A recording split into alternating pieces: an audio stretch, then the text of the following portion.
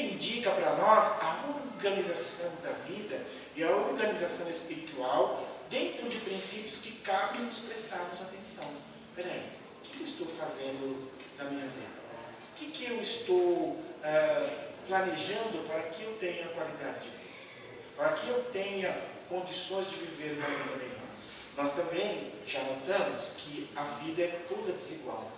Toda a nossa sociedade é desigual. Nós vamos observar, não existe pessoas que estejam no mesmo nível. Ou existe? O que vocês acham? Todo mundo é igual na nossa sociedade? Um minuto para vocês pensarem. Todo mundo é igual? Todo mundo tem o mesmo dinheiro? Tem ou não? Vamos lá, gente. Tem ou não? Não. Todo mundo tem a saúde igual? A mesma saúde? Não. Não é? Todo mundo tem casa na praia, casa no campo? Todo mundo tem mansão? Não. Tem uns que mais tem um apartamento assim, como falava, e ali nada, né? E tem outros que não tem nada. Por que será? Quando nós pensamos nisso, nos vem um pensamento imediatamente à nossa mente. Será que Deus é justo? O que vocês acham? Há justiça na vida? Há ou não? Há? Então por que nós somos diferentes? Como? Cada coisa no seu tempo. Cada um? Cada coisa no seu tempo. Cada coisa no seu tempo. Mas aí, na questão do tempo, não sei se você está pensando nos processos de... entender. Todo mundo concorda? Tudo de merecimento. Tudo de Está merecimento. preparado para receber. Mas você acha que a justiça é um merecimento? Ou Deus concede para alguns uma coisa boa e para outros não? Tudo é uma lição. Tudo é uma lição? Por que tem gente que nunca fez nada e nunca saiu do hospital? Por que uma criança que nunca cometeu erro nenhum adoece? Às vezes nasce doente. Será que é justiça isso? E por que nós, muitas vezes, mesmo nós um pouco mais avançados em idade, passamos por determinadas situações que muitas vezes nós não planejamos? O que será que a vida quer de nós quando nós passamos por alguma situação? Com exceção daqueles que estão trabalhando aí por derrocadas, né? E que quando eu me refiro a isso, eu me refiro àqueles que recebem e tudo, tem gente que bebe demais. Nós acabamos de ver, né? Vamos ver com isso. Tem gente que bebe demais, come demais, né? Usa drogas demais. Né? Será que essas pessoas refletem e têm a possibilidade de pensar nessas questões com uma visão clara da vida? Se nós não somos oriundos dessa terra e a oportunidade de estarmos reencarnados é para que nós melhoramos, naturalmente todos os excessos que nós cometemos vão influir dentro dessa lei de justiça. E Deus não pode premiar aquele que abusou da vida, né? Então, quando nós pensamos assim, entendendo que nós somos espíritos imortais e reencarnamos muitas vezes, nós vamos começar a entender que na vida há uma organização, um conjunto de leis que regulam essa vida para que nós possamos extrair dela melhor. Então, podemos concluir daí que não há justiça.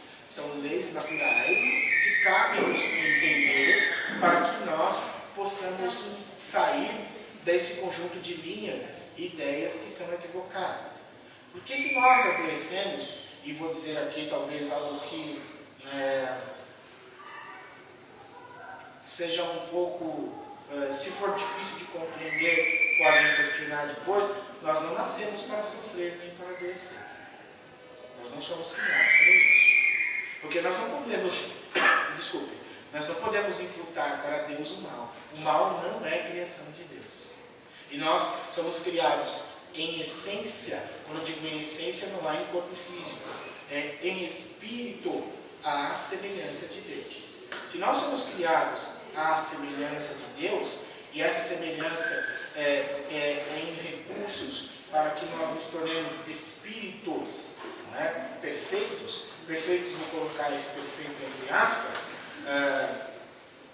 no sentido de perfectíveis, porque nós vamos atingir a perfeição relativa, nunca a perfeição absoluta, porque a perfeição absoluta somente Deus.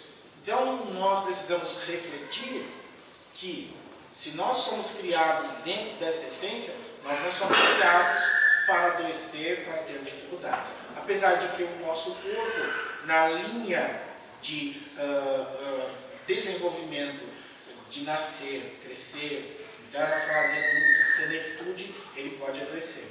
Mas nós temos visto e percebido doenças que são por nós desenvolvidas, ou que são, vamos dizer assim, por nós compradas, pelos excessos que nós cometemos. Nosso Mestre Jesus vai, no seu Evangelho, mostrar-nos uma linha de crescimento, uma linha de desenvolvimento de ideias e conceitos que venham a corrigir esses processos nossos. Naturalmente, quero dizer que Jesus não nos apresentou uma religião como nós estamos acostumados a observar, porque ele apresenta para nós um mundo espiritual. Ele apresenta para nós que existe, para além desta matéria, processos que são espirituais, nos mostrando outros caminhos. E que quando eu não utilizo bem os recursos da vida, que são concessões de Deus, eu acabo por criar um mecanismo de autocorreção. Por isso que nós temos a dor, que muitas vezes nos visita, por isso que nós temos as dificuldades que vêm não como uma punição, mas como uma correção. Porque nós não podemos pegar um Pai de amor e misericórdia e achar que Deus está nos punir, né? Então as dificuldades que nós temos, naturalmente, são dificuldades que nós criamos pela nossa falta de conhecimento ou, vamos dizer aqui, pela nossa ignorância, né? Que são sinônimos. Quando eu digo ignorância e falta de conhecimento, é sinônimo. Não ignorância naquele sentido da agressividade, na questão do mal, né? Da maldade e outras coisas, como nós começamos a entender a palavra, o sentido dessa palavra. Então nós vamos percebendo que ao longo do desenvolvimento das nossas ideias, o foco da vida, né, o ponto crucial da vida, o centro da vida são nós. A vida existe para o homem, né, para o espírito humano, e não o homem existe para a vida. O ser humano existe para a vida. Há uma inversão nossa. Essa inversão, onde nós polarizamos muito mais a ideia de que nós estamos aqui vivendo um corpo material, né, na condição de matéria, na condição de corpo, na condição física, ao invés de entendermos que a nossa existência transcende, há aí a inversão dos nossos valores. Por isso que nós temos preconceitos, por isso que nós temos ideias que são equivocadas, por isso que nós não conseguimos compreender muitas vezes que nós entender o nosso semelhante, não é? Entender as vontades de Deus. Porque como princípio nós teríamos que estarmos refletindo já na atualidade, há 2015 anos do advento do Cristo, nós já deveríamos estar pensando melhor. Já deveríamos estar refletindo com diferença em relação ao que nós estamos vendo. Existem hoje pessoas que dizem que não creem em Deus, o que é muito natural, mas não é saudável, né? Uma pessoa que não crê em Deus, naturalmente, ela tem as suas dificuldades e os seus motivos, porém, ela não tem o centro, ela não tem uma ideia. E vi um pensador, há esses dias atrás, bastante inteligente, conhecedor das lides da filosofia, dizer que quando ficasse um pouco mais velho e adoecesse, daria cabo da própria vida. Ou seja, ele se suicidaria. Porque é um equívoco diante da lei de Deus. Porque se nós pegamos a vida como uma trajetória importante para que nós possamos crescer, se eu tiro a minha vida, eu estou infringindo as leis de Deus. Infringindo as leis de Deus, nós haveremos de sofrer consequências que haverão de trazer para nós sofrimentos, coisas que vamos ter que passar, que eram desnecessárias. Por isso que nós vemos muitas expiações, irmãos nossos com problemas de anencefalia, problemas de algumas deficiências. Né? Hoje nós vemos a casa do André Luiz cuidando de crianças não, porque muitos já são homens, que não têm a possibilidade da locomoção, da fala, troca de ideias. Né? Nós vemos outros irmãos nossos aí, tive a oportunidade de visitar uma casa aqui, que era no Pacaembu, e as crianças estavam lá com muitas dificuldades.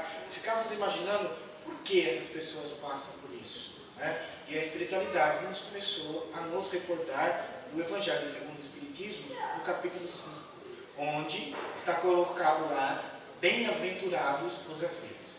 Quando eu li bem-aventurados os aflitos, confesso que fiquei um pouco embaraçado. No sentido de que como alguém pode ser bem-aventurado por passar por uma aflição? Será que Jesus estava aí nesse momento, num momento de extrema dificuldade e não percebeu o que ele dizia? Não é? Pouco provável, porque Jesus era mestre, e todo mestre sabe aquilo que diz. Então, ele naturalmente quis nos dizer, conforme depois nós vamos ver na elaboração do Evangelho, que as nossas aflições têm causas. Compatibilizando a ideia de causa com a lei de causa e efeito, que é a terceira ou quarta lei de Newton, para que nós pudéssemos entender racionalmente o que acontece e por que nós passamos naturalmente por dificuldades neste mundo. Não é? E que estas causas, naturalmente, não são causas fortuitas, são causas que nós mesmos damos ensejos, não é? Ou que nós mesmos criamos. E que hoje que nós passemos a refletir em torno das dificuldades